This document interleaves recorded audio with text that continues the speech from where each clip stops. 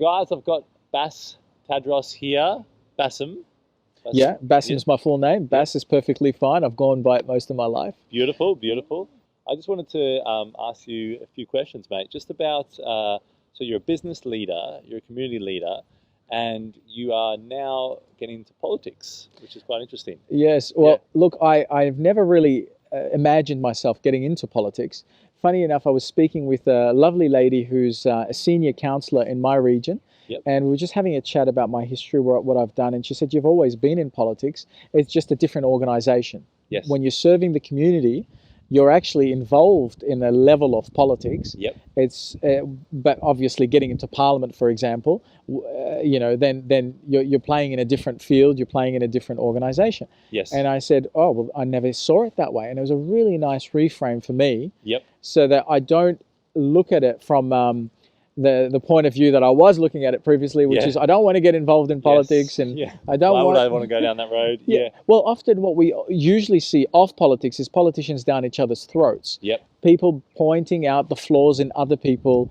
What I would love to see in politics, the future of politics, is people that respect each other's point of view and focus purely and wholly and solely on what they're presenting as solutions for the Australian people.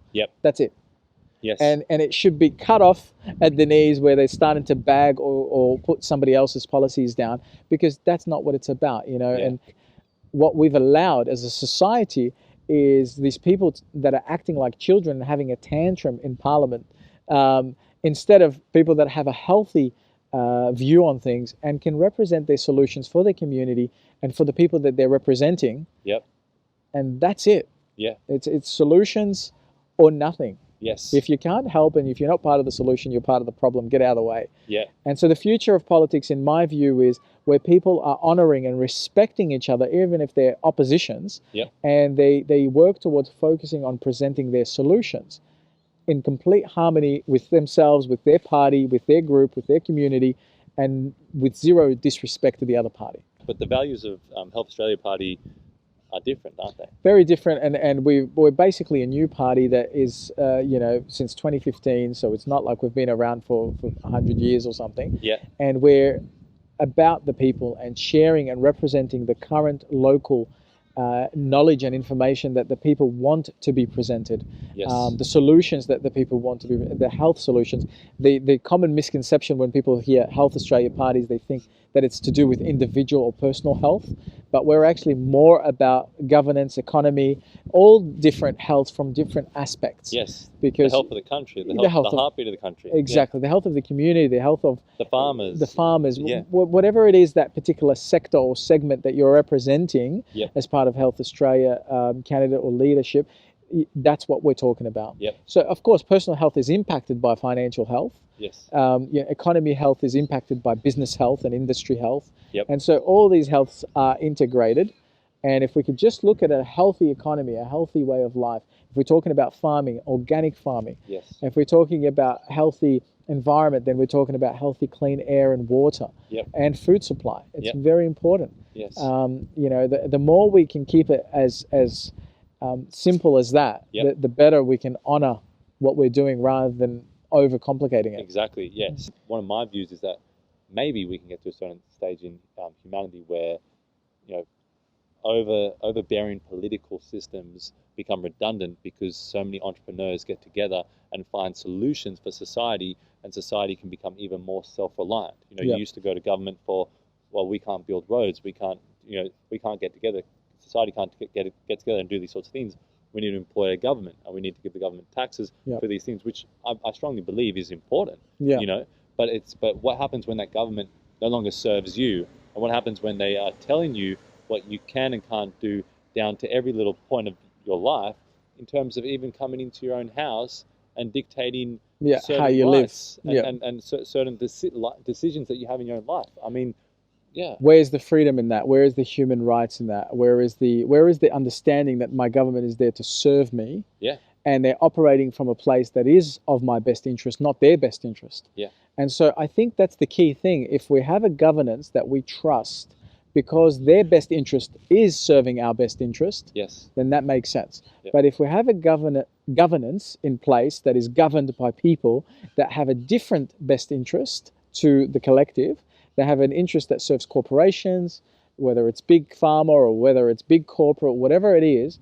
That's where the problems become way more apparent. Yeah. Because they're not serving you. And you could be an inconvenience in the way of them serving something else. Exactly. Are they focused on a wellness system or are they focused on a sickness system?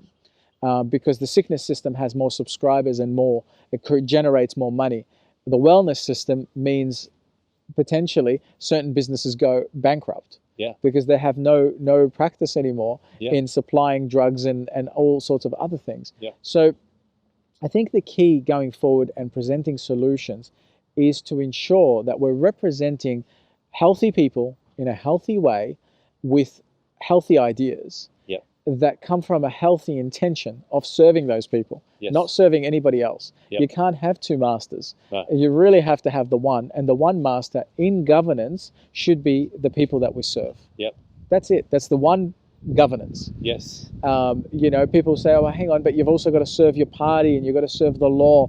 Well, they should all be already in harmony with serving the people. You know what becomes taboo? Things that we don't understand. Yes. So once upon a time, something as innocent as the fork, and I'm talking about cutlery here, spoon and fork was demonized because it was called something that demonized it because people didn't understand it because they wanted to eat with their hands. Oh, wow. Right? And so it became something of Satan, something of banish it to the shadow realm. Exactly. Yeah. Until it became understood and readily accepted. Yep. And so everything in life that we turn into a taboo means we just haven't shined enough light on it to understand it better. Yeah. And figure out. Fear comes from not knowing. Exactly. Yeah. It's false evidence appearing real. Yep. And all we need to do is just figure out by shining some light on whatever the topic is that we're calling taboo in our life, in our own self-governance. Yes. What is it there for? What's it meant to serve? What's the greater purpose? What's the essence behind it? And if we try and figure that out and sense that within ourselves, which is what you're talking about with the self-reflection, then we might figure that, hang on, it's not taboo at all. Yeah. It's not woo-woo at all. What are you talking about? We're talking about spirituality in the sense of connecting with nature and environment. Well, we'd be dead if we didn't do that. Yeah. If we didn't harmonize with our nature and our environment and honor it and respect it. Yeah. No wonder why we get sick. Yeah. Are we chopping down the trees that are supposed to be giving us oxygen? Yeah. Are we chopping down the things that we need in our life? Oh, why are we doing that? Yeah. And so suddenly shining a light on something can help us understand it better, ask the right questions. Exactly. Delve deeper rather than the surface level.